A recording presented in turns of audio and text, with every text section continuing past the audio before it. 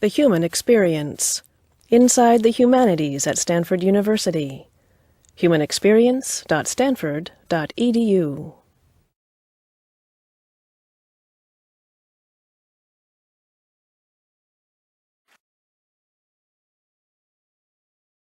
I'm very excited to be here today to talk about designing for the user, and more specifically, how humanities are put to use at Google in some ways that might be very obvious and some ways that might be surprising. And so I thought I would start with a little bit of my background, which is that I went here to Stanford, and I did a degree that you can only do here at Stanford, which is symbolic systems, which combines philosophy, psychology, linguistics, and computer science all into one major. When I came to Stanford, I was quite certain I was going to be a pediatric neurosurgeon.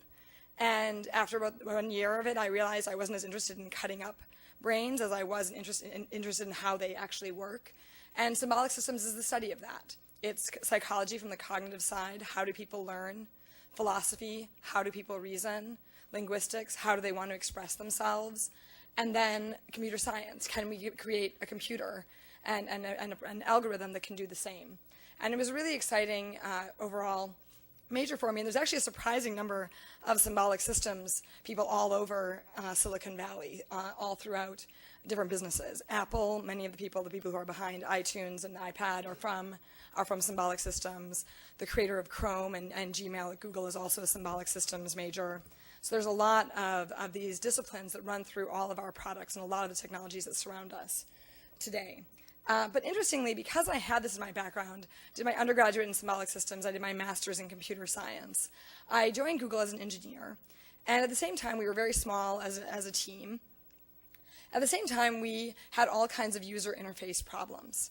And we tried very hard to find someone who we could hire who would be a user interface specialist. And try as we might as a small company back in 1999, we couldn't find anyone.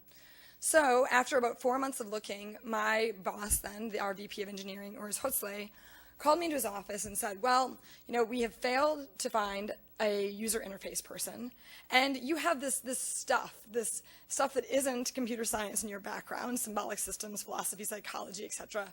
Why don't you spend some of your time working on the UI and working on the design? So spend 1 day a week doing that, spend the other time doing your artificial intelligence work, and that's really how I got started in it. And I do think there's a big piece of user interface, how you design for it, and also usability, how do you test it, that is very, very intricately tied to the humanities. How do you observe people? But I do think that usability is incredibly important, and understanding how do users perceive our company, how do they perceive the service, how do they use it, what's easy, what's hard. Our goal is to have a product that people use 50 times a day, 100 times a day. When you start looking at things like Google Maps and Google Local, it's something that touches people's lives every day. And as a result, it needs to be fast, it needs to be efficient, it needs to seamlessly enter their lives and really work the way that they want it to work. And I think that that's a critically important piece, and someplace where the humanities can offer a lot of insight. I think the other piece that's really important in design is around emotion.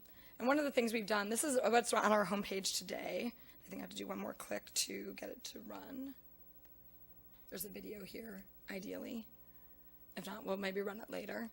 But today on our homepage, we've added the doodles.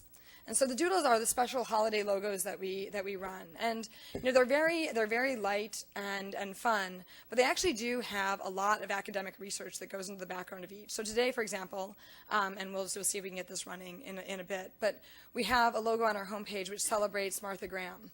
And so what you would see here is actually you'd see this figure begin to dance and dance its way across the screen, spelling out the Google logo. And we actually worked with Martha Graham's foundation to come up with 6 different poses that are seen through her work throughout time, all of which have a specific reference and a specific dance. We worked with an amazing animator, Ryan Woodward, who put this together. And you can actually see all of these different elements of Martha Graham's dance come together.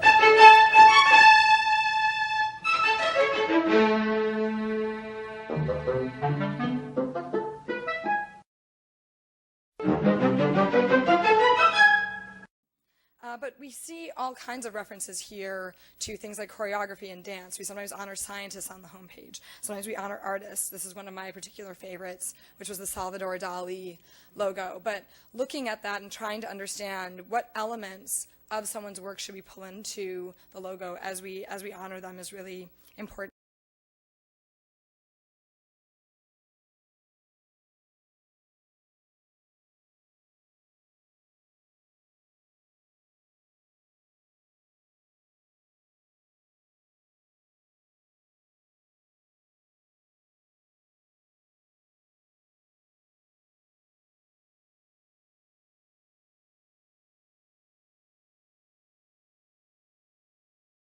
And of course, there's a lot of literary references as well. Some of them light and fun, like the Dr. Seuss logo on the top.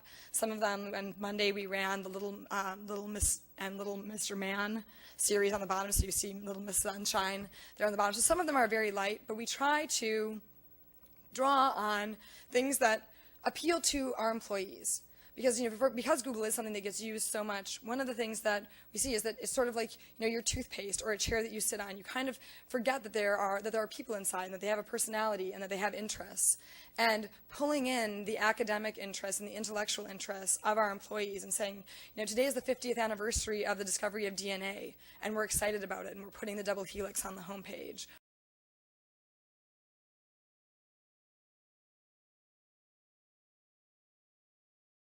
Or, we have a lot of people at Google who love dance, and so we're going to put Martha Graham on the homepage and honor her. There's actually a huge amount of research that goes into the doodles as we draw them, both to make sure that we have a lot of integrity as we do them, but also because now as a global company, we have to decide where to, in fact, to run the logos. There's often a lot of international controversy, public policy, things that are involved in terms of where the logos and where this creativity really pops up. And I think the basic factor on Google is today we have more than 1 billion users will visit the site. So about 1 in 6 people on the planet will go to Google today. And when you're serving that many people, you need a diversity of people working there who can understand all of the different needs and really bring that human element to it, because fundamentally search, which is the core of our business, is about learning. It is about an academic and an intellectual pursuit. And understanding how do people think, how do they reason about this, is something that I think is really important. So how are some of the ways that humanities can really help us address some of the core challenges? One is that we've really excelled and succeeded as a company based on focusing on the user. Really saying, yes, we will make a lot of revenue, but we're going to first create products that really serve the end user well. So understanding them, understanding what are the needs, how can we create something like Google Translate to help people break through language barriers, how can we make our search that much more efficient or that much more comprehensive. And really focusing on the user is something that we've done, and getting insights into people, into the human element of all of that is an obvious way that the humanities can contribute. The Human Experience. Inside the Humanities at Stanford University. humanexperience.stanford.edu